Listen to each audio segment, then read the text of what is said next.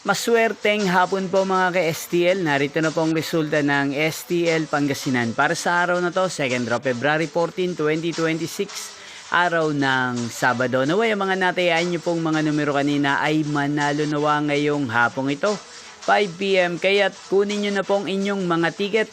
Narito na pong resulta. Ang mga numerong nanalo sa STL Pangasinan ngayong hapong ito, February 14, 2026, 5 PM, second draw result, 32 at 28 in exact order.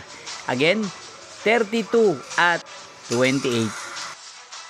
At ngayong hapong ito sa STL Pangasinan, atin pong i-shoutout si Kuya Henry ng Pangasinan na nanonood po ngayon sa channel na to. Shoutout po sa inyo Kuya Henry, sana po ay nasa maayos kayong kalagayan. At sa lahat po ng mga taga Pangasinan, shoutout po sa inyong lahat.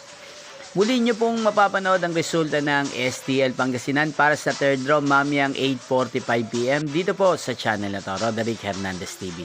Thank you for watching.